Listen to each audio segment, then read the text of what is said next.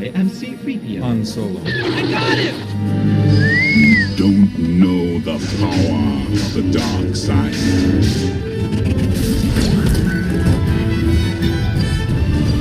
You were the chosen one! Execute Order 66.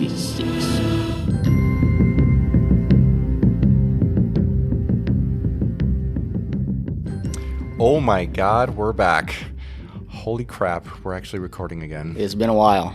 Yeah, seriously. Real life has been in the way. I know. I'm in medic school. It's almost finished.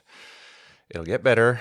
We can record more often. I'm sorry to anybody who's listening, all three of you, that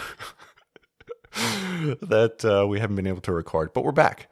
And what we're going to talk about today is the Mandalorian Season 3. We've never talked about the Mandalorian show like at length, right? Yeah, and generally we've kind of tried to stay away from a like season by season review, if you will, but I feel like there's just a lot to talk about when it comes to Mandalorian Season 3. For better or worse, I think we've talked about I think I liked it better than you did. Yeah, I would say so. Yeah, but yeah, there's just a lot to talk about, so we're going to talk about it. Yeah, and it's recent, fairly recent. So our last one was Andor. This is only our second podcast in like 10 months. Yeah. So, all right.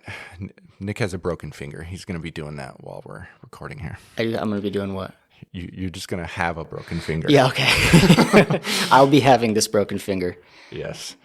All right. So my main criticism, let's just start. I'm just going to trash it immediately. Cool. But I don't hate it. To me, it just kind of all felt like a setup. You know what I mean? Obviously, Disney has made the determination that they're going to take Star Wars and they're going to turn it into the MCU. Mm. And, they have multiple shows. They're going to all tie in, and then they're going to have like the Avengers. They've already announced a movie. It's going to have Ahsoka. It's going to have Din, Boba Fett, like everybody. And so this season, more so than the other seasons, it started in season 2, but especially now in season 3, it's like we're giving you all these little bits and pieces, these setups, this and this and this, that's eventually going to lead to something. But I think they kind of are losing focus of the meat of the story, the good part of the story to me, which is Din and Grogu, their relationship, and dare I say the bounty hunting. I mean, that was kind of the setup. That was the format for the show, is that, they're kind of going on jobs. They're doing jobs. And now it's this larger story. I get it. They're trying to expand. Season 3 was basically about retaking Mandalore, right? I mean, that was the main point of it, which fine. Okay. But Grogu's just off here to the side, kind of, even Din was kind of sidelined to a degree. It was really mostly about Bo-Katan. I mean, honestly, kind of her journey. So that's my main issue with it. Liz, my wife, also in this interim, I got married, so there's that. But that was her main thing too. She's just like, it's kind of all over the place. Like there are all these setups to something else, and where's Din and Grogu? Just Din and Grogu, So I don't know. I don't know how you feel about that. I mean, it doesn't bother me the direction they went. I think you're correct in your objective statements about the direction they took the show. I just don't feel as negatively about that direction.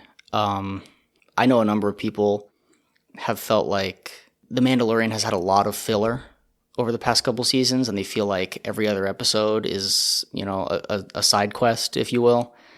And I really only felt like that about like one episode, really, this season.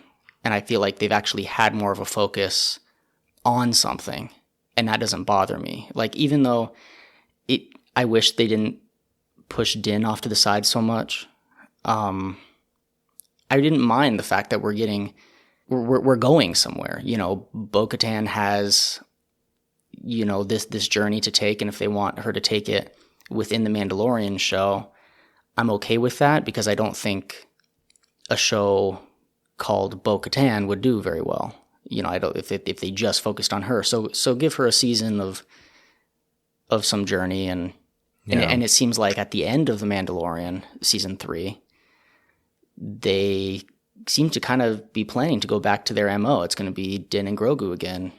He's taking him out. The armorer told him to take Grogu out on whatever journey now that he's his son.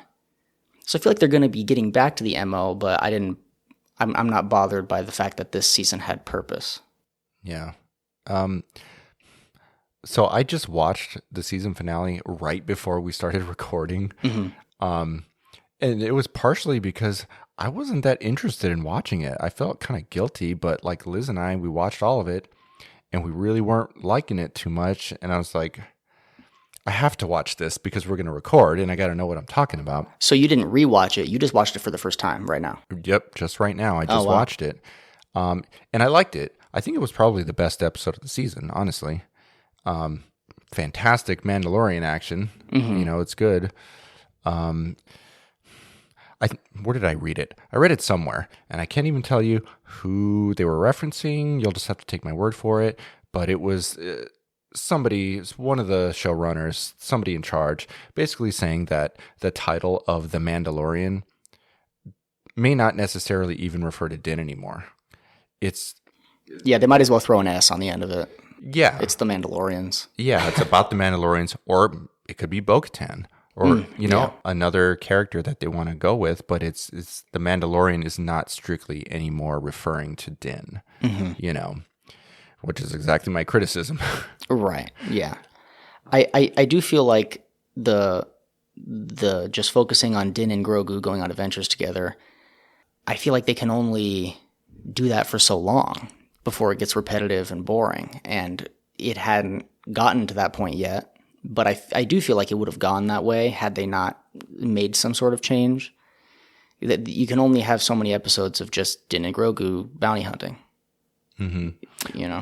Well, and if they were going to go in a different direction, I would say I don't think that they should have brought Grogu back immediately. I was expecting, it seemed logical that he would just be gone, for a while with Luke, and we just wouldn't hear from him. It's just Din, then maybe he could go off with the Mandalorians. Then the focus really is just the Mandalorians. And we get that Grogu is off with Luke. And then you could have this really cool grand entrance where he comes in, he has force powers, you know what I mean? It would be so cool. That's what I was expecting, and they just immediately brought him back. And I personally would probably have liked that better than what they did, but I think that a lot of like mainstream fans that are not like, I don't know, I feel like Disney knows Grogu is the moneymaker for a lot of people. They watch the show because Grogu's cute and they just want to see him, and I think Disney was probably worried about their ratings had they done what we wish they had done. That's exactly what I was going to say. That's why they did it, because he brings the bucks. You know what I mean? Toys, like they want to keep people watching. One thing that was interesting is I read somewhere where Dave Filoni implies that Grogu was with Luke for a lot longer of a period of time than the show makes it seem like. Really? Like Dave Filoni was saying that Grogu was with Luke for like a year or something like that, and that there was a big chunk of time that we didn't see. And in that episode, what was it, episode 5 of Boba Fett, which is basically the Luke and Grogu episode, that when Grogu's there flipping around on rocks and doing their training and stuff, that he's actually been training with Luke for like months by that point already. And he didn't just do that over the course of a couple days, which is what it felt like. Yeah. I mean, it felt pretty quick. Yeah. Yeah, like in Boba Fett, they're awesome episodes. But. Yeah, well, the unfortunately, the best parts of Boba Fett are the parts that don't have Boba Fett. And actually, I was just reading the other day that, Tamora Morrison has basically come out and said as much. He was like half joking about it, but when someone's half joking about it. Yeah, and he was also saying how he was waiting for a call to be a part of Mandalorian Season 3 and never got it, and he was pretty bummed about that. Yeah. But I think the perfect, and I'm going off on a tangent here, but the perfect place to put Tamura Morrison back in the show is in Ahsoka as Rex. Yes. That's where I think we should see him next. I hope so. That'll be pretty cool. Because Rex is still alive, right? I don't remember him dying at any point, like in Rebels. Yeah, as far as I know, he's alive. Yeah, so that would be cool. But that's not. We're here to talk about Mandalorian. I mean, I think the first episode that I thought was good, because the first 2 episodes, forgettable a little bit. Yeah, unfortunately. For me. But I do think the episode where they go back to Mandalore for the first time, and there's the city, Sundari? I don't remember the name of it, but yeah, I know what you're in the talking about. Clone Wars, and they're kind of above it. It's all, it's ruins. Yeah. And I mean, that was pretty cool. I like that. Some interesting creatures down there. Yeah, and the mythosaur down there and that kind of thing was cool. Before we move on to that episode, I just want to say one small thing about the episode where Paz's son gets taken. Mm-hmm. One thing that didn't bother me, but some people have been bothered by their whole jetpack fuel issue that they have in that episode, because they're like, wait a minute, there's some other episodes later on where they're flying around for what seems like a lot longer period of time than it took them to get to that bird's nest. That took whatever the kid's name is. Yeah. So it's just kind of like how we've talked about, like hyperspace is so inconsistent in Star Wars, and hyperspace moves at the speed of plot. Yep. It's like the Mandalorian's jetpack fuel, like it lasts the length of plot. Like it just, however much fuel they need to have or need to not have is how they do it. And I can see people's complaint about that. I wouldn't actually thought of it if I didn't read it, but now that they mention it, I'm like, oh yeah, that's a good point. Well, I just mentioned that just like before we started recording, when we were watching the episodes, I'm like, they're doing a lot of flying. Yeah. There's a lot happening. And Liz was like, that seems weird that they can fly as fast as a starship in this jetpack. And it just never seems to run out because the plot does not call for it to run out. Which they were flying as fast as a starship in, it's either the end of season 1 or 2. I think it's the end of season 1. Yeah. When Din doesn't have his jetpack yet. And Paz is flying next to him, and he's in the Razor Crest, and he's like, I need to get one of those. And he's flying as fast as he is there. I guess they've established that that's how fast the jetpacks are. As ridiculous as it may be, yeah, it's been that way. What do you think of that? Was it a droid? It was sort of Grievous-esque down on Mandalore. You know what I'm talking about? Yeah. The thing. I was pretty okay with it. I think random creature encounters have been a big part of Star Wars for a long time, and they were always running into new creatures that we've never heard of and we never see again. It didn't bother me until it was turned into a loophole to give Bo the Darksaber. Yes. I feel like if the Darksaber cares so much about, like, this curse is such a big deal, that giving it to her via loophole is not a great way to save the Mandalorian race. Like, the last time it was just given to her, the entire planet was wrecked. And now it was given to her through loophole. I'm like, is that going to count? But I mean, clearly it's going to count, because otherwise, I mean, that would just be dumb to do the same thing over again. But I'm like, it's kind of silly that she got it via loophole. Well, I think they kind of wrote themselves into a corner, because they established that you have to win it in battle, which I'm guessing you have to kill the other person, and that person is Din. But they could, like, they never established that they have to die. Like, it could have done it through, like, submission. Yeah. And have them duel for it. Have Din be like, I will duel you for it, and I'll respect who wins. I don't necessarily want to be the ruler of Mandalore, but if I win, then it'll be my responsibility because I respect the Darksaber, kind of thing. It's kind of weird because it's like, what's to stop him from just, like, submitting and giving it to Bo. But I feel like they could have written it in some way where they duel for it and just to submission, and then she gets it from him, rather than getting it through a loophole from a creature that we've never heard of. Can you explain that loophole? Because I don't really get it. It has to be, the Darksaber has to be won in combat, and Bo, so Din had the Darksaber, and then Din was beaten in combat, and that thing, that Grievous-esque thing, did take the Darksaber from him. Whether he knew what he was doing or not, he did. Oh. And then Bo beat him. I see. Bo beat the guy that beat Din Djarin, therefore Bo gets the Darksaber. I see. Okay, he's kind of a middleman. Yes. He beat Din Djarin, therefore he won the Darksaber, even though he's like some mindless thing. And then Bo beats him, so now Bo gets the Darksaber. I see. That's why she now has it. He was a middle spider. Mm-hmm. Yes. All right. Got it. Yeah, that's a little lame, but okay. But I'm okay with Bo getting the Darksaber. Just the way she got it is kind of lame. I'm okay with her getting it. They made it clear since Boba Fett that Din Djarin is not fit to wield it. And I never really saw him as the leader of the Mandalorians. I more saw him as maybe the savior of the Mandalorians, but not the leader. Like he never seemed fit to lead anyone. He's always been kind of a loner. Yeah. I'm okay with Bo being the one to lead them. It's just the way they went about it could have been written a little better. Yeah, I mean he never wanted that job. Right. Yeah. He just happened to win it from Moff Gideon. Yeah.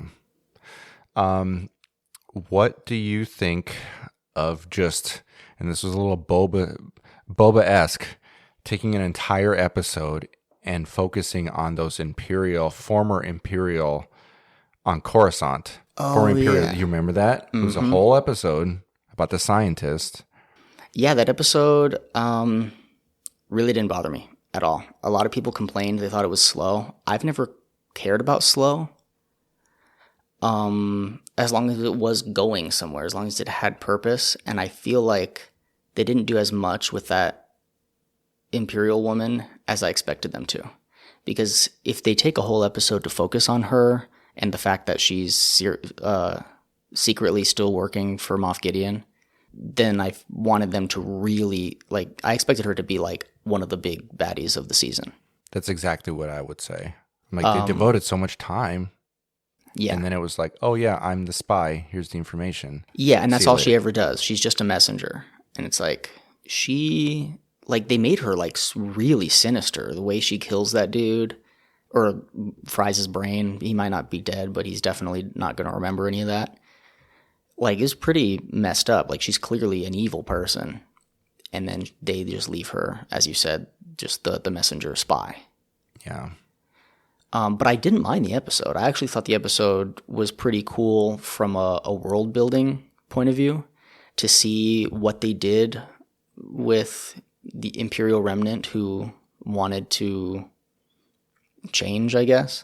Yeah. That they gave them a program that, just real world, these are the solutions that they had. I thought it was cool. It was a little Andor-esque. I think I remember telling you that. It was, yeah. But and I loved Andor, and so I thought it was an okay episode. They just didn't go anywhere with it after the episode.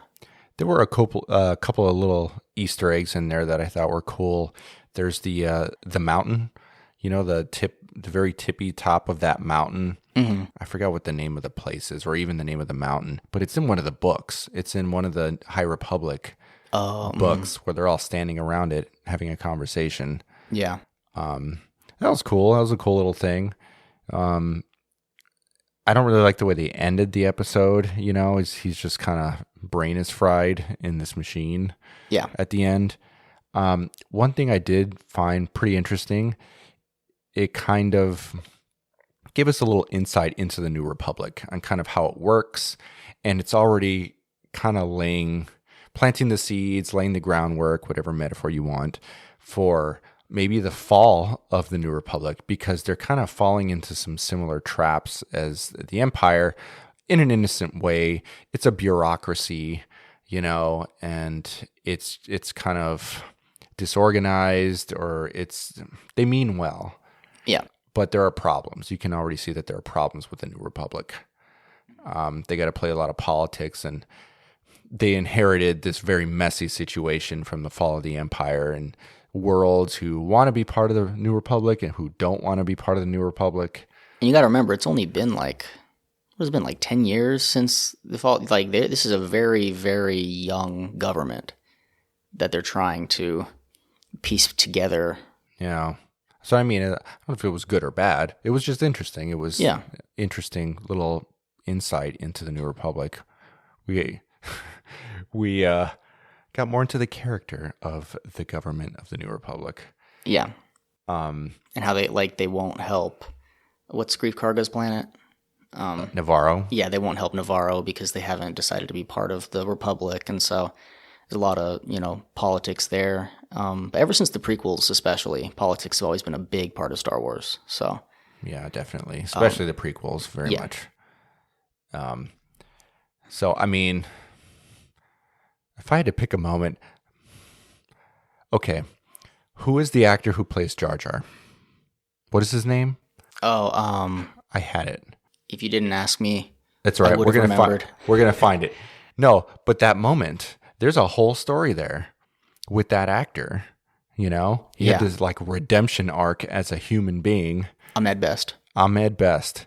Yes, very cool. And when the doors open and he's there, I didn't know who he was. I'm like, I feel like we're supposed to know who this is because they made it kind of a grand entrance. And I turned to Liz. I'm like, pretty sure that's somebody who I'm supposed to know. And then, after I see the episode, I go online and I'm like, oh, it's the guy.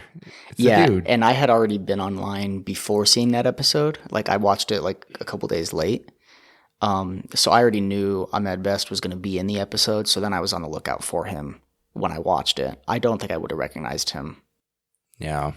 I mean, that was very cool because, I don't know how much you know about his background. And, Star Wars fans kind of... Star Wars fans can be toxic. They can. And, this poor dude, he was on the receiving end of a lot of flack, to put it mildly. Yeah, and as much as... Like, I do not love Jar Jar as a character. I don't. Yeah. I don't know very many people who do. But it wasn't his fault that Jar Jar was an unenjoyable part of the prequels. And he tried his best with the role he was given, and I feel like he really did put plenty of effort into it. And then he was just crapped on by fans everywhere, and that really sucks for him. And so he got this redemption that he shouldn't have needed, but he got this redemption now. As the savior of everybody's, favorite puppet. So yeah, it was cool. It was cool action. His lightsabers, he had the not double bladed, one in each hand. Yeah. Dual wielding, very cool. And I felt like we were back in episode 2 doing a chase scene on Coruscant. That was cool. And correct me if I'm wrong, that ship from Naboo, was that Padme's ship or just generic Naboo ship? I don't know. I didn't actually pay attention. Because somebody said something about an old friend or something. And I want to say it was Padme who's like, go get. Yeah, if it's supposed to be somebody, if they say an old friend, it's got to be somebody we're supposed to know. And we've only seen one person in that style of ship, then probably. Yeah, that's how I took it. But that was cool. But if it's Order 66, right after Order 66, Padme gives birth and dies. Yeah. I guess if you want to get down in the weeds, she's pregnant and looking at a window and crying, kind of a thing. Anyway, that was awesome. I think that was awesome. In the real world awesomeness and also in the show awesomeness. I thought the action sequence on, oh God, what is the planet that Bo-Katan was on? Her castle, her castle was on.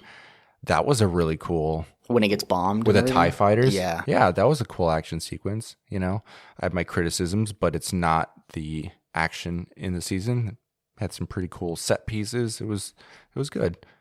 So, I don't know when you want to get into episode 6. Episode 6. Oh, is that the one with Jack Black and Lizzo? Mm-hmm. because there's a fair amount to be said there. I mean, there's been a lot of criticism from the fandom coming their way for that.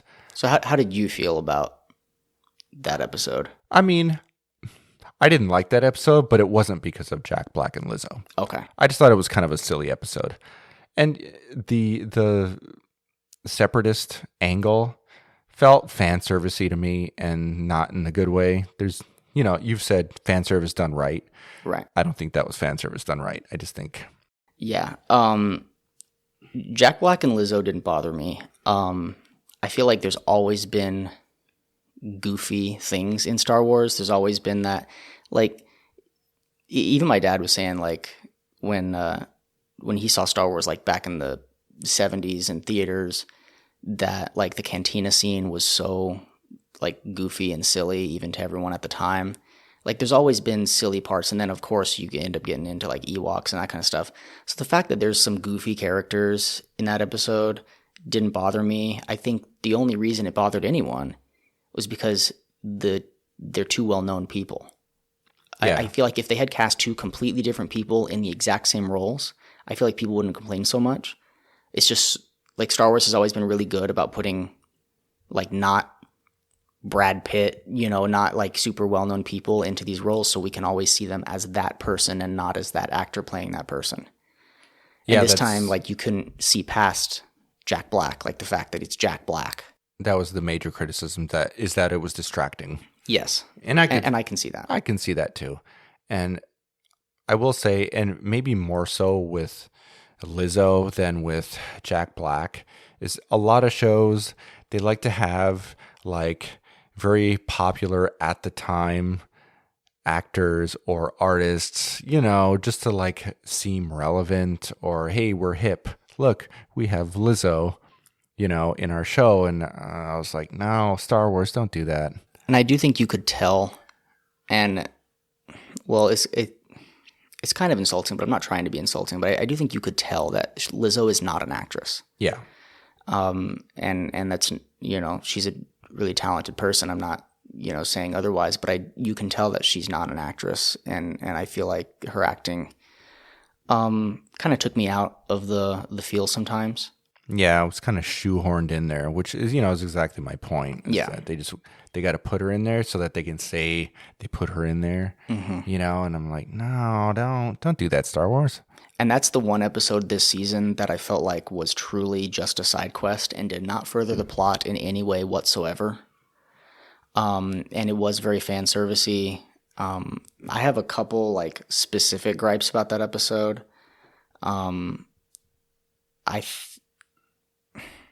It was cool to see, like, the separatist droids, and they had, like, cool little Easter eggs, like how the nanobots were made by the Techno Union, and which didn't matter, but, for anyone who knows who the Techno Union is, that's cool.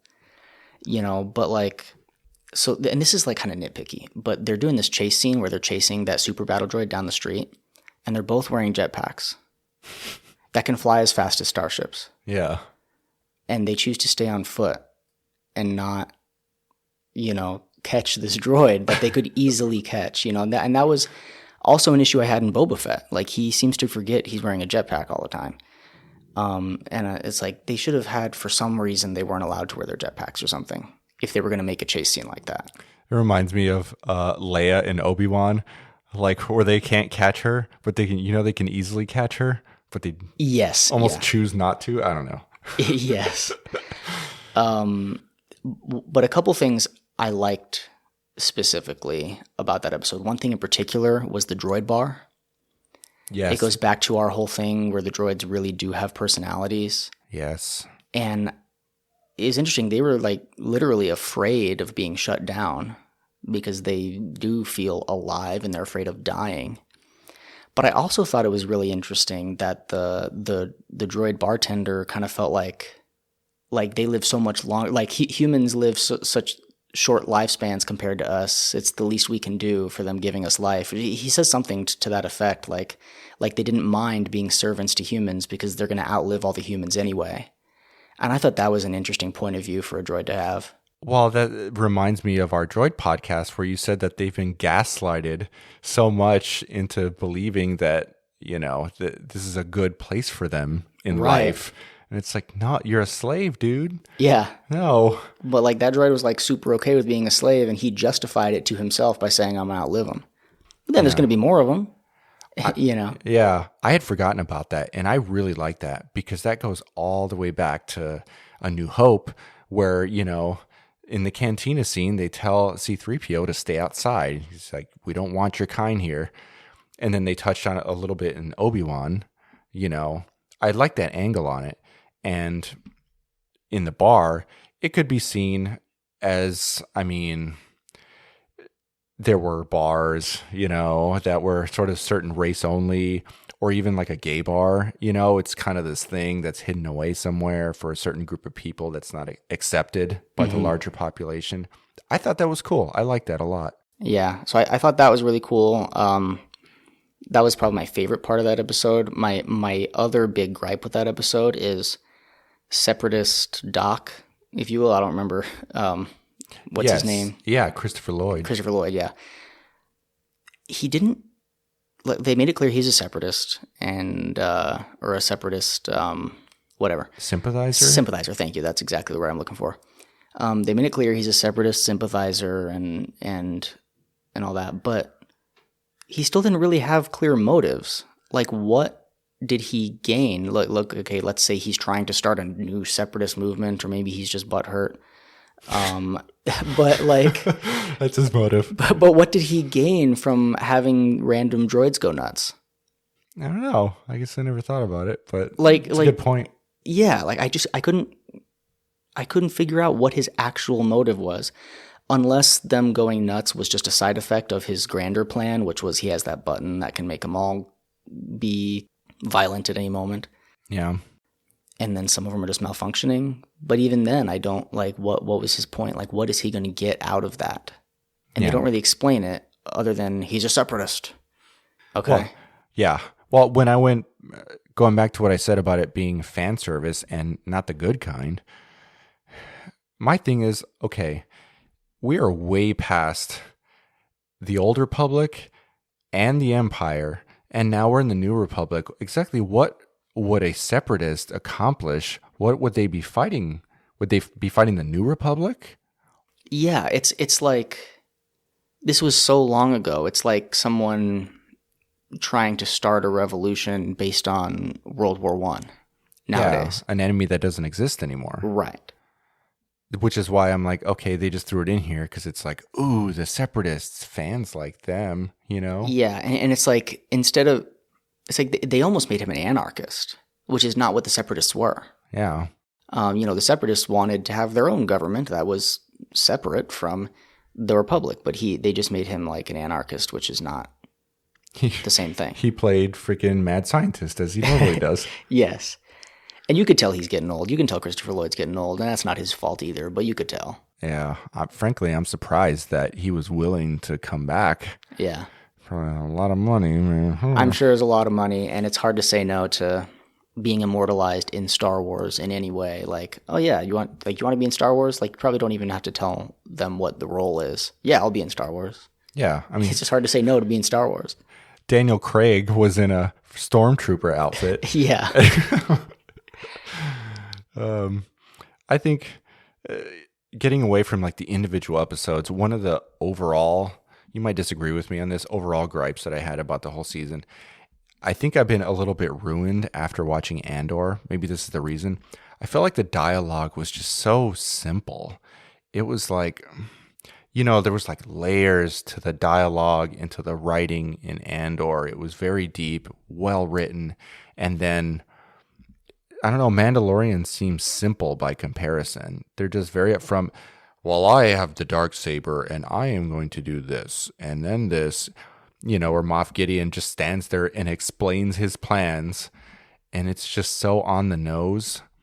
I don't know how you feel about that, but I don't think you're wrong, but I do think, as you said, it's a result of Andor ruining us, because I think the first 2 seasons of Mandalorian were just like that also. Yes. I don't think it's gotten any worse. I just think we've had such amazing content with like Obi-Wan and especially Andor that now we're seeing the simplicity of Mandalorian, which I think was initially part of its charm, but now that we've gotten used to the other, it's like, and Moff Gideon in particular has always had that kind of dialogue. I am the bad guy, and I am going to kill you. Yes, here is my plan, so you don't have to guess. Right. I'm going to tell you right now. Yeah, the classic bad guy monologuing, giving away everything, talking too much, so then he gets stabbed in the back. Like, yeah, and that's been an issue with Moff Gideon since before. Yeah, unfortunately. No, I agree. I don't think the show changed; just we changed. Right. Yeah. No, I get it, and I'm kind of sad about it, honestly. I know. I do think that the season was redeemed a lot by the last 2 episodes. I mean, big spoiler alert here, but if you're listening to a podcast about Mandalorian Season 3, you probably should have watched it. Paz's death, I thought was really well done. And I wasn't bothered by that. I feel like big deaths like that can be good for a show that has a lot of action and risk, to remind the viewers that they're not afraid to kill characters. Because when characters you love never die ever, or never are hurt in any way, it can become easy to never be on the edge of your seat, because they're always fine.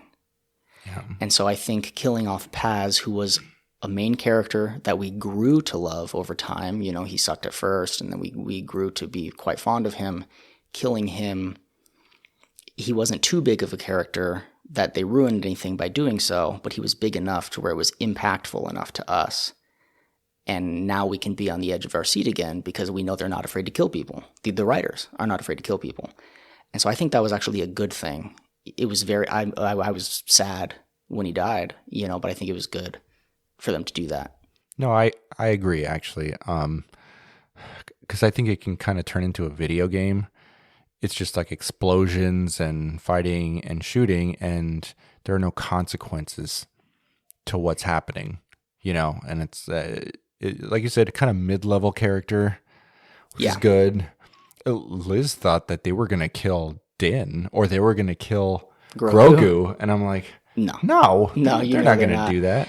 And now we get to a separate point I have that's the opposite. And I feel like they reverse their own thing by making Grogu this consistent Deus Ex Machina, where Grogu, like, I will never, after the final episode, I will never again be afraid when Grogu's present. Yeah. Because he's always going to get some new power or do something that's going to save them. He did it with the Mudhorn in the first season, and he's doing it again with a giant explosion, pulling a Kanan. Yep. This giant explosion that he just protects everyone from. And yeah, I don't know, like, now I will never be afraid when Grogu's there, because he's always going to save the day. And that's kind of a bummer. Like, I want to be worried when the plot seems like I should be worried about something, but I'm like, Grogu's there, he'll save him. Or he can't get hurt. Yes. You know what I mean? He's never really in danger. Right. Yeah, and I don't love that. It's like they kill Paz to show us that the danger is real, and then they go back on it right away in the next episode. Well, unless Grogu's there, then the danger's not real. Yeah. I'm not sure how I felt. I think I liked it, where Din is fighting, like, what is it, that Imperial Guard, the red guys? Yeah, the Praetorian Guards. Is that what they are? And then, Grogu's there kind of like helping him, sweeping the leg. Yeah, that was cool. Yeah, I thought that was kind of cool. But I don't know. I don't mind him in a support role, but, saving them from what would otherwise be certain death every time is different than him, helping in a fight. All the main characters help in a fight, Yeah. They got to have some kind of, like, he has some weakness or something. Yeah. I do think it's funny. It doesn't, some people complain that it took them out of the show. I just think it's funny. It doesn't really bother me. But, like, when Grogu is flipping through the air, like, you could just tell they just chucked the puppet across the room. And, like, I don't know. He's just so stiff when he's in the air. And I think it's kind of funny, and I don't mind, they want him to stay a puppet as a callback to the original, that they're not going to make the mistake of going all CGI. But maybe a little bit of computer help wouldn't be the worst thing in the world when he's flying across the room. The puppeteer's like, you want him to do what? Yeah. Damn it. What did you think about him, like, in zombie IG-11? I thought it was hilarious. I thought him just, like, spamming yes and no was funny. It, like, I don't know. I thought it was great. Yeah.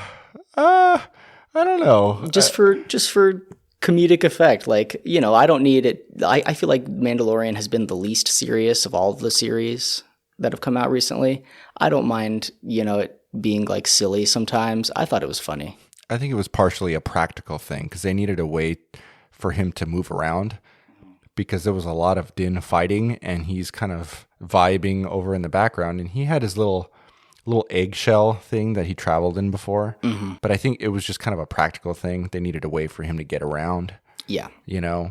And oh yeah, he can be kind of comic relief at the same time. Mm-hmm. It was okay. I didn't love it. I didn't hate it. It was okay. And then they ended up just bringing IG-11 back anyway. Right. Yeah, it's the Marshal for Navarro. Yeah. Which, all right, I guess. That was a character they could have let him go, like Paz, like he died. Right. Yeah, he's gone. Yeah, but they didn't do that. And I don't even actually understand which I guess we're not really meant to. I don't think they cared. But I don't really understand how they brought him back with a completely different assassin droid's head. Like how they actually get his whole personality back and everything. When he's like, "Oh, I need it for parts." Like, wasn't the whole issue that his like everything was fried and he was not coming back? Like, I don't know. It's because the script called for it. Exactly. Yeah. Unfortunately, that's I think what it comes down to. Another thing, which it's funny because I say that I loved this season, but everything I'm talking about is kind of complaints. But it's all right. But I did genuinely enjoy this season. I had fun most of the time watching it, but there are a lot of things that if I choose to really think about it, I have issues. And one of which is like, how much Beskar is there? Because this is supposed to be like this rare thing that only the Mandalorians even know how to smith properly. And like, Gideon evidently found a crap ton of Beskar. Yeah. Because all of his troopers are wearing it now. But even then, let's say they could find it, let's say they could mine it. How did he learn how to use the great forge, like the Mandalorian forge? That's the only thing that can properly smith Beskar is with that forge. And some people were starting to theorize online that maybe the armorer is a spy, because how else is Gideon able to make an army of his own Mandalorians? Like, that's the whole thing, is they're the only ones who know how to use it properly. Yeah. Well, and it could be the sort of power creep that you have talked about before. It's like Hulkbuster all over again in the MCU, which is like, okay, we can't just have one person with Beskar. We can't just have the Mandalorians with Beskar. Now we have to have all the troopers with Beskar, and then have this like upgraded mechanical version of Beskar with Moff Gideon's suit. And then when he's fighting them, he just shoots them a few times. There's like a scene with two troopers where it kind of takes him a while to kind of down them. But like, they're all flying through the air, and they're all shooting at each other. And for some reason, only the bad guys are falling. Right. And not the good guys. Yeah. And it's like, I'm not bothered by them getting taken down by being shot, even though the Beskar is essentially completely laser proof. It's still like, there has to be some sort of concussive like impact. Even people like in real life who are shot with a bulletproof vest, it still hurts even though they don't die. Like, I feel like they're just getting knocked down and knocked out, but like, they should not have been knocked out and knocked down so easily if they're wearing the same armor. Well, you've seen Din like point blank take multiple hits. Yeah, at the end of season 2 when he dives in front of Grogu. Yeah. And Moff Gideon shoots him in the chest like 3 or 4 times. Yeah. And he's fine. Well, and there's that scene where he's in like whatever the meat packing Oh, yeah. That's in Boba Fett. And that dude is just sitting there just capping him over and over, and gets chopped in half. But yeah, they're not consistent with how protective this armor is, but only when it comes to the bad guys. For the good guys, it's all protective. yeah, that's One thing I thought was kind of silly. I get it; it's her thing, but I do think it's silly that the armorer is still using her smithing tools when she's flying around fighting. yeah. And you know how in the credits of the show they'll show like a concept art from that episode. One of the concept arts in that last episode during the credits showed the armorer with a gun, like attached to like a backpack thing, almost like Paz's, but not as big. Like that would have been cool to see. Yeah. Like, because why does she have to fight with a hammer and tongs every single time she fights? It was very Thor-like. Yeah. That's kind of what I imagined. Yeah, that's exactly what Liz said. She's like, why is she using a hammer flying through the air? Mm-hmm. Like, yeah, I agree. I get it's her thing, but like practicality. I think they're trying to make her a character. They're trying to make her, one of the superhero type. This is the person with the hammer. Right. And this. Yeah. Overall, I was pretty lukewarm about the season. I definitely think it was the weakest out of the 3 seasons. I didn't hate it, and there were good moments in it, but overall, They are very clearly heading toward the secret building of the First Order. Like the First Order is clearly being built in secret right now. They're not calling it that yet, but like the Praetorian Guards that are in Episode 8 are the exact guards that Gideon requested from the other Imperials that he's using now. Like they're clearly headed that direction, which, of course they've been boxed in. They have to, enough time will pass in this show, that takes place after Episode 6. They have to get there eventually, unfortunately. So they're clearly heading that direction. And going back to the Beskar thing, if they're going that direction, why didn't like all the First Order wear Beskar if the Empire used so much of it? Yeah. I mean, I guess it all died with them on Mandalore in the end of that episode. Well, it's I don't know. It's a lot, Star Wars. Let's write things in reverse order. Yep, they're real good about that. Yeah. So, but I thought the season was a lot of fun. I think there's a lot to complain about if you overanalyze, which is exactly what we do. Yep. But I thought it was fun. I still had a good time, even though I have all these gripes that I've written down so we can talk about them. I actually had a good time watching it, whereas you might not have had such a good time watching it. I had moments where I was like, oh, that's cool. All right, this is cool. But just kind of the overall feel that I had watching it, it was not like the other 2 seasons, Yeah, that's fair. I do think it was stupid. The clones of Moff Gideon. Let's just have a bunch of Moff Gideons who also have the Force. Well, thankfully they all died. Yes, I thought that was a dumb idea, honestly. I'm glad that they didn't. Cause, I mean, how hilarious would that be? Yeah, that was. I'm glad they nipped that in the bud. Like, yeah, Moff Gideon is a very dramatic character. So I feel like for him to have this very dramatic, like Lex Luthor-esque plan was very fitting for him. And I'm glad they shut the plan down so that he could be his dramatic self and they still didn't have to move forward with it. I mean, can you just, like, for a second in your mind, imagine a bunch of Moff Gideons swarming yes, over the top with the Force.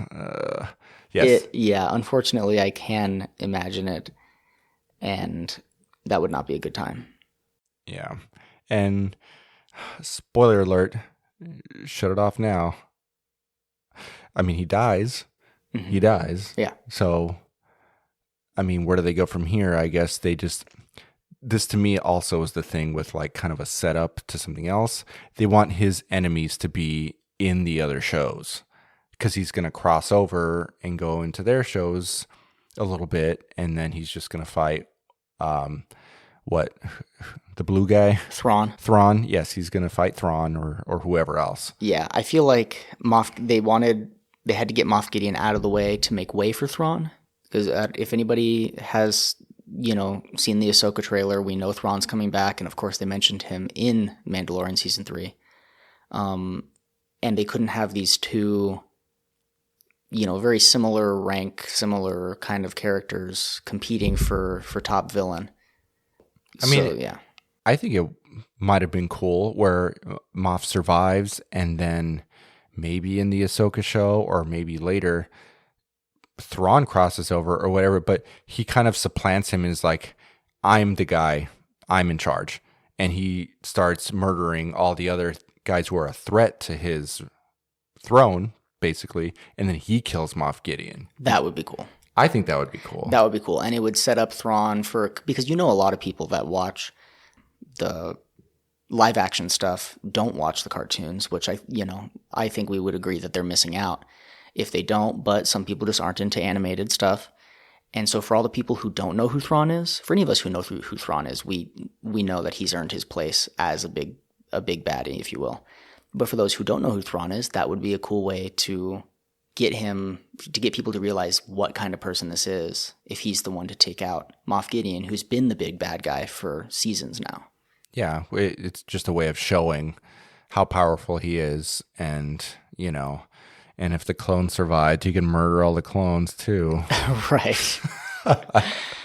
I don't know. They all have the Force. Yeah, so probably not. It's a very dumb concept. I actually forgot about that. That was a dumb thing to say out loud.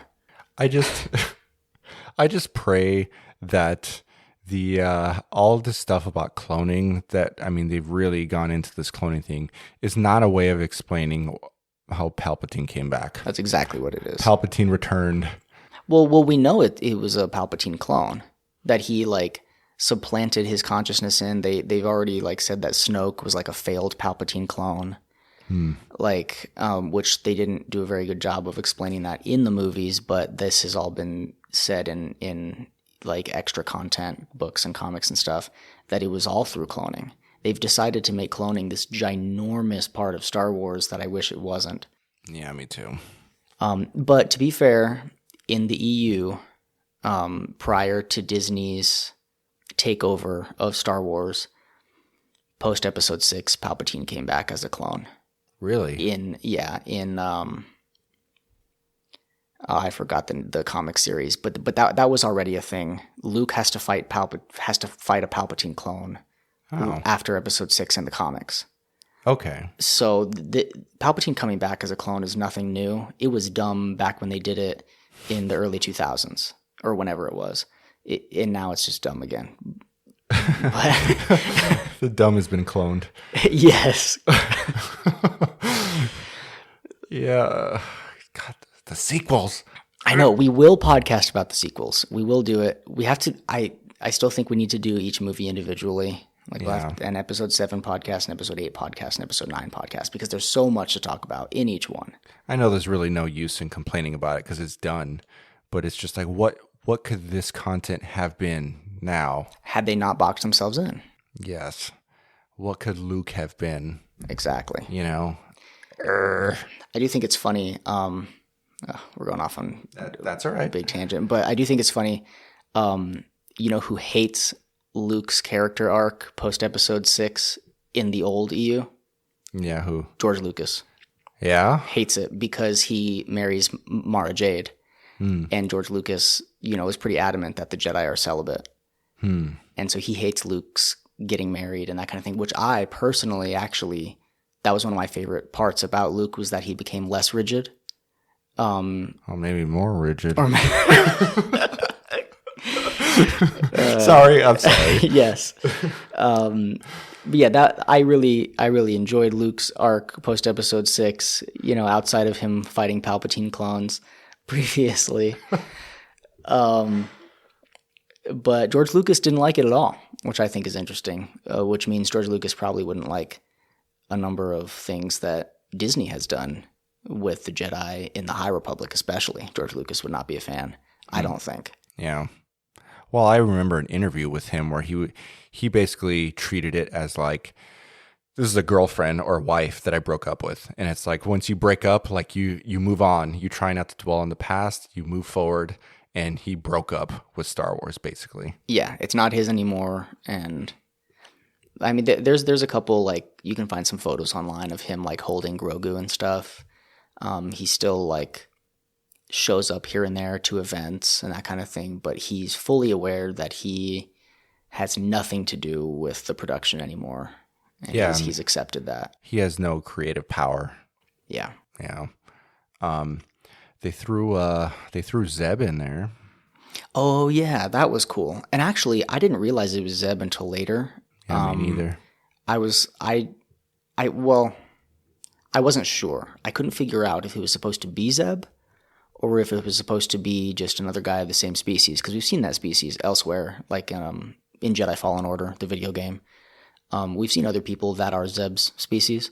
So I wasn't sure if it was supposed to be him, but evidently it was supposed to be him. Yeah, the Cal Kestis' master, Yes. right? It's the same race. Yep. Yeah, and it's like, okay, it was cool. I mean, it's cool seeing him. Yes, it's Zeb. It's our first live action Zeb. Again, it felt fan servicey. He had no other part in the series. It's just like, here, he just pops in. There he is. I think, and then he's gone. I think the purpose, if there is any, to showing Zeb there, the purpose outside of fan service is to give an explanation to why we're not about to see him in Ahsoka. Yeah. I think it was to show us where he is, so that when we watch Ahsoka, there's not a million tweets. Where's Zeb? Right. Yeah, I guess that makes sense. They just want to show where he is, what he's doing right now. Yeah, because I feel like we'll see everyone else. I mean, Kanan's dead. Zeb is with the New Republic, and we're gonna see Hera and Chopper and probably Ezra for sure. And Sabine sounds and Sabine, a major part of the. Yeah, so like we're gonna see all these people. I feel like they just wanted to give closure on where everyone is, so no one has questions. Yeah. I guess I could see that. But also fan service. Yeah, I guess that's the more pessimistic way of looking at it. A little jaded.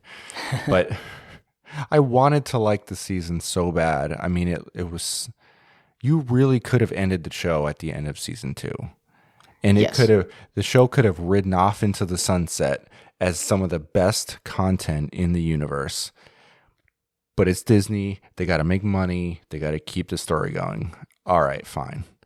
And, they did, even if they ended the series, they wouldn't have had to end Din Djarin and Grogu. They would have showed up elsewhere. And we've talked about, for anybody who's listened to our previous podcasts, we've talked about Alex's theory, how Grogu is going to potentially be the savior of the Jedi. And now that they've announced the Rey movie, I think there's a real good potential that older Grogu might be in it. Yeah. So, they wouldn't be doing away with Din and Grogu. We'd see them elsewhere, but they could have been done with the series, as you said, and it would have been great the way it is. Yeah, I mean, they could have left at the high point, Because that's a big issue in TV in general. It's like so many the production companies and whatever milk everything until it's just not even good anymore. Yeah, and it's a reason that certain like cult classics like Firefly are still so adored, is because they were canceled before they could be milked to death. And unfortunately, hopefully, that's not what's happening with The Mandalorian. So it's like, what's the saying? You die a hero or live long enough to become the villain? Yeah. Yep. That was the vibe that I was getting. I'm like, oh God, is this jumping the shark already in season 3? But we'll see. Ahsoka looks really good. It does. I think that's very promising. As much as I dislike the sequel trilogy overall, I will see what they have in store for Rey's new Jedi Order thing. I'll still watch it. Can they save it? Yeah. Probably not. But I'm interested to see what they'll do, because they're not stupid. They know how divisive. They know how that the sequel trilogy was. So can they save it? I'm interested to see. And then the Dawn of the Jedi is going to be super interesting. We have a lot of new stuff coming out that's not just Mandalorian dragging on. So I'm interested. Dude, I can't wait for that. I have talked about that with you. I would love an origin story about the Jedi. That would be cool. Yeah. Now we're really going on a tangent. Yeah. But, honestly, I think a lot of our podcasts are going to turn into this because that's what the universe is doing, is that it's all starting to connect. So it's a hard thing to talk about one without talking about all the other stuff. Right. too. Yeah, that's true. It's all becoming so intertwined. You're right. They really are turning it into the MCU. That doesn't bother me. It's going to come with some issues. I just want them to not lose sight of each individual show and have it be able to be self-contained. Right. So that you can just come in and watch Ahsoka and not have any knowledge of all the other stuff and still enjoy the show. Yes, because that was an issue with the MCU. I love the MCU, especially up until Endgame. But if you hadn't seen all the other superhero movies, you'd be lost on some other superhero that you didn't even expect to be connected. If you didn't watch everything up to Black Panther 2, you're going to be wondering what is going on. Yeah, in that, I didn't watch the newest Spider-Man movie because I didn't watch, what is the show? The main villain. Oh, Scarlet Witch. Scarlet Witch.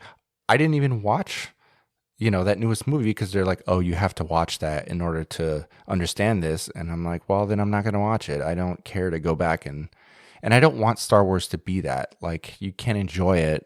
Right. Unless you've seen all the other stuff. And we know that they were able to contain Obi-Wan and they were able to contain Andor. And that's a big reason why those two things were so good to us. Yeah. Because they can stand alone. You can pop in there and you can watch Obi-Wan, and it helps to know the story, the history, but they kind of give enough of that history in the show that you don't have to have watched the other stuff. If you've watched the main movies, which you pretty much are guaranteed to have done if you're watching those shows, you've gotten enough history. Yeah. As long as you've seen the movies. And Andor prides itself on being self-contained. Yes. And that is a good show. It is. It is. I think it's, even though, up until now, I've said that Mandalorian is my favorite of the shows, but, I think that Andor is objectively the best written Star Wars show. Yeah. And hopefully they can keep doing that with the upcoming series. Yeah. Yeah, I think so too. I mean, just objectively, just the writing, the dialogue, just the whole vibe of the show. I just think it's kind of superior. It's a smarter show. Yeah, definitely. Yeah. I wasn't without minor gripes, as you are with everything. But it was the best, and definitely because it was a standalone, and you didn't have to rely on seeing anything else. Well, and I've heard, I hope not, but I've also heard that just there's so much pressure now being put on all of these showrunners to connect it, that there are going to be some more connections in the second season of Andor to the other content. And I'm like, And I don't think we need a second season of Andor. That's true, and I think that's, honestly, you can define how good of a show it is if it ends and you feel satisfied. And I really don't think we need a second season of Obi-Wan, but... Yes, and I've heard that he really wants to do it. I know, and I'm like, no. And everyone's like, well, it ended on a cliffhanger. No, it didn't. Qui-Gon's Force Ghost is not a cliffhanger. It's just a little nod to the fact that Qui-Gon is a Force Ghost, and that's all right. We already kind of half knew it, but they confirmed it. And that was enough. It's not a cliffhanger. We're not waiting to find out the next season if someone's going to die or not. It was an okay ending. It was a great ending, I thought. It's not a cliffhanger if you can fill in the blank. Right. You know what happened. He went off and trained with him, and killed Darth Maul, and then episode 4 happened. Yeah, why do we need a sequel to Obi-Wan when we see Old Ben in Rebels and then the original trilogy? Like, we have the sequel to Obi-Wan. It was written years ago. Yes. It was the first thing that was written. Right. Yeah. I don't know. And same with Andor is how I feel, but that's all right. I don't even remember how Andor ended. It ended with the last episode. Right. Yes. Yes, so thank you for that. So there was the other episodes, and then there was the last episode. It was the and then final. That's how it ended. Yes. There was a very good speech by Homeboy, Blonde. Oh, yes. Yes. Yes. And if you haven't listened to our Andor podcast, we talk all about that. Yes. We played some clips in that one. I didn't think season 3 of Mandalorian was worth playing any clips. That's fair. I liked season 3 of Mandalorian again, but that is it. There was no replay worthy scenes for podcast's sake. That's for sure. Well, and it's a shame that it's not really good because this is Din and Grogu. Like, these are the guys. They were the flagship show. I mean, they were a New Hope. Yeah, they were. Honestly, it resurrected Star Wars. It did. After all the backlash that the sequels got, it got people excited to be Star Wars fans again. It did. Yeah, and I mean, it was conceived of as space western. I mean, he's a gunslinger, and he's whatever. And the first season was it was very space western, and they got away from that.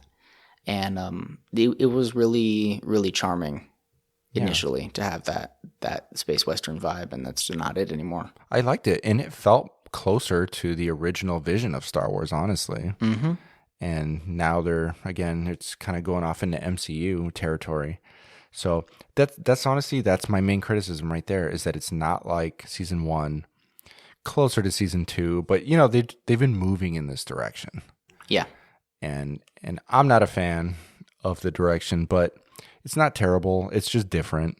But I don't mind them having a place to go with it. I think it's better than every episode being a side mission that doesn't move anything forward, character development wise. Grogu's taken forever to get older, so yeah. I mean, got to do something. Yeah.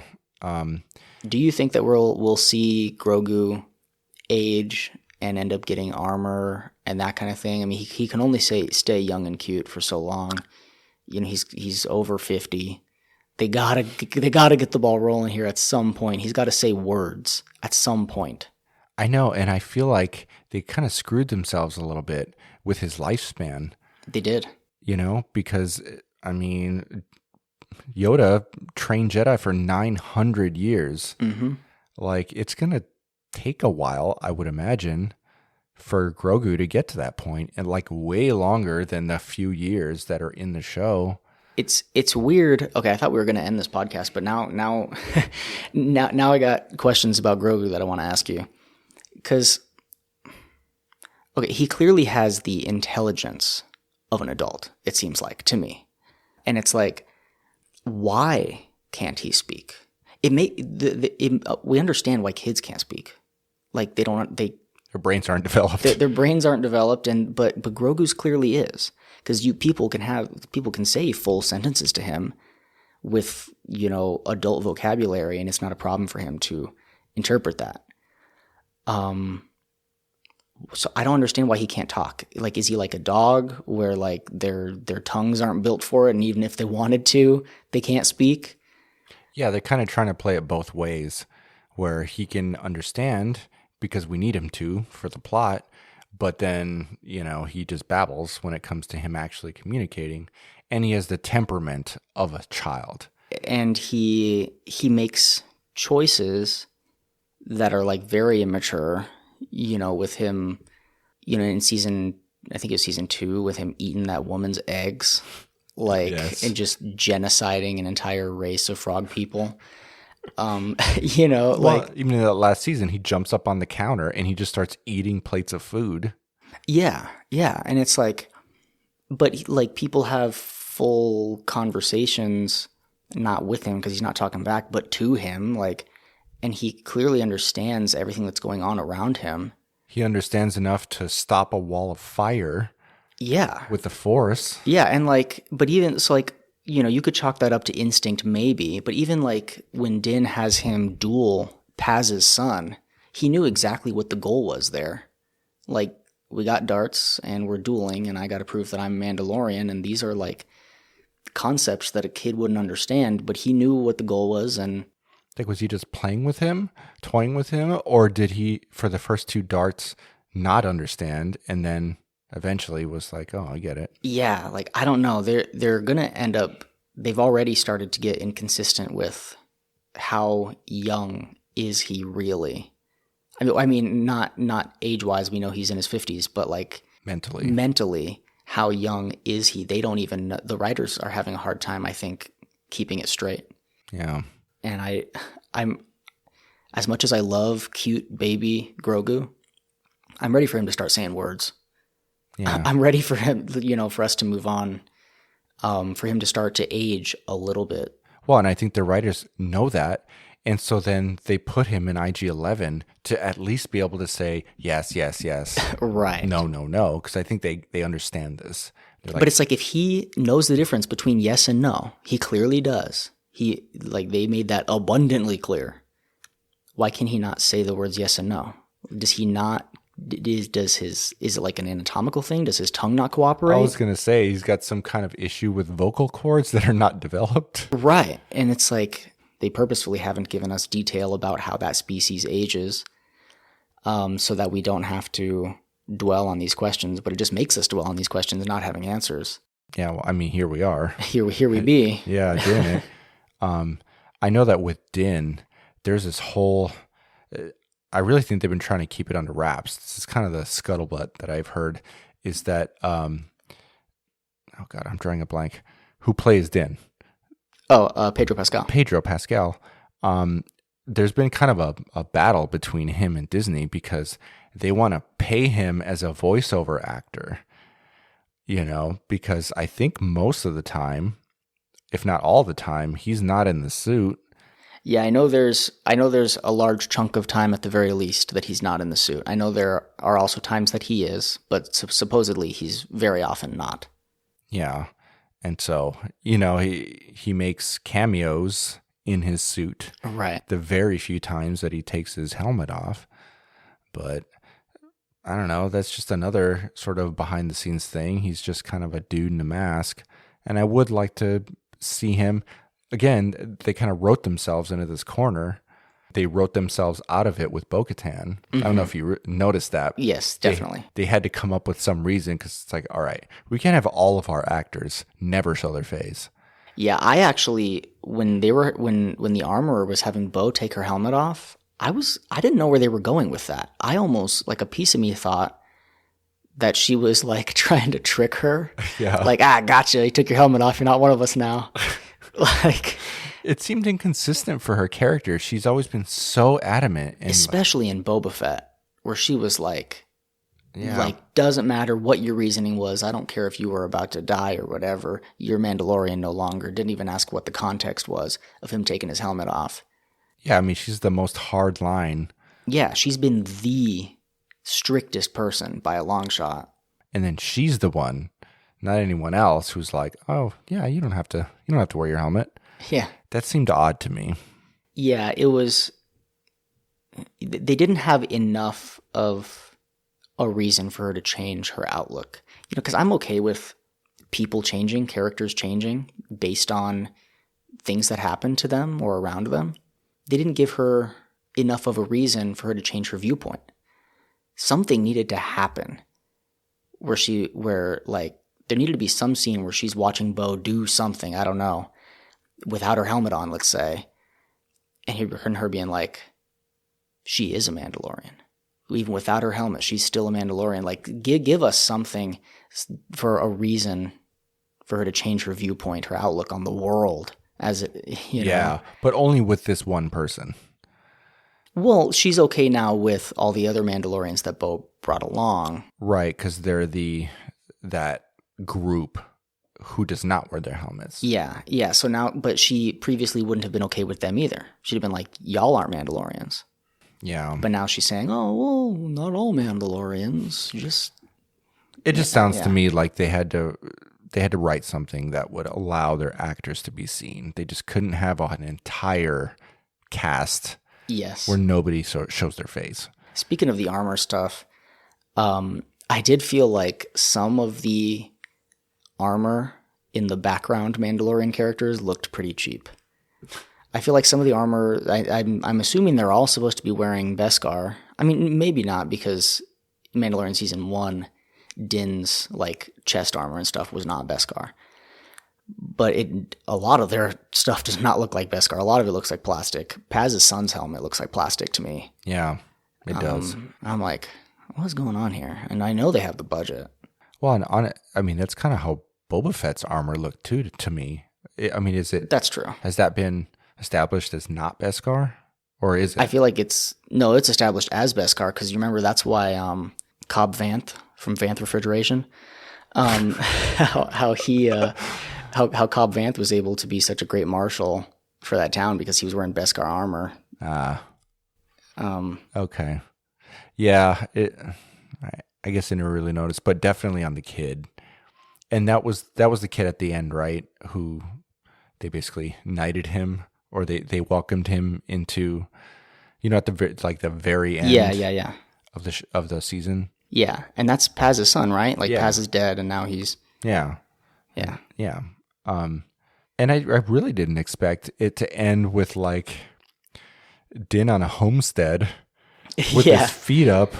I kind of liked it. I think I did too. I kind of liked that. I didn't mind that. I liked, getting back to Din and Grogu on adventures again, but it also makes me wonder, like, okay, where are they going with this? Because I'm not going to watch a show of, porch time with Din and Grogu, or maybe I would. I probably would watch that, but they're not going that way. It just seemed out of character for the rest of the season, which is what we've been talking about for over an hour. Yeah. It's like, oh, okay, now we're going to just encapsulate this and make this only about those two and then have it like a nice ending. Yeah. Again, it could just end.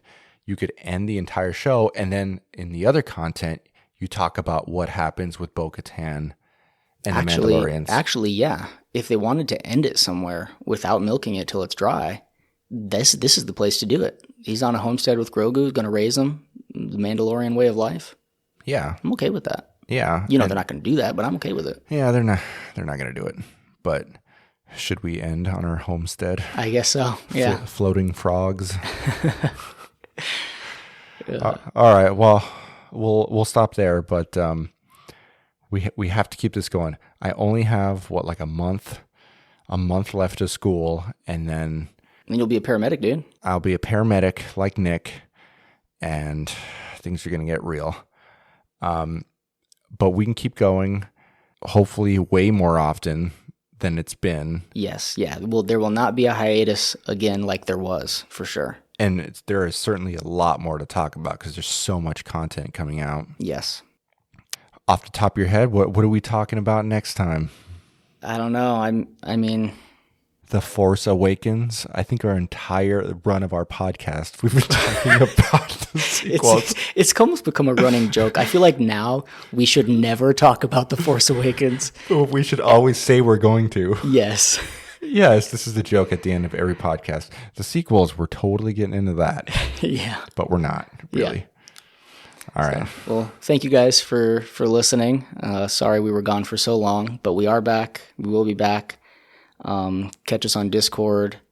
It's been real dry around Discord lately because we've been doing nothing, but now we'll be back. And so we're more than happy to interact with you guys and hear what you guys thought of Mandalorian Season 3. Yeah, you can bash us for bashing the show. Please. If you want to. I'll argue with you on Discord. All right, guys. We will see you later. Bye. Talk to you later. Again, never mind. That's the running joke right there. Yep. Damn it. No, we won't talk to you later. We'll talk to each other later. Fuck. We still won't talk to you later. Fuck. We're not getting it right either way. Oh my God. All right. I'm just going to stop recording now. Bye. Bye.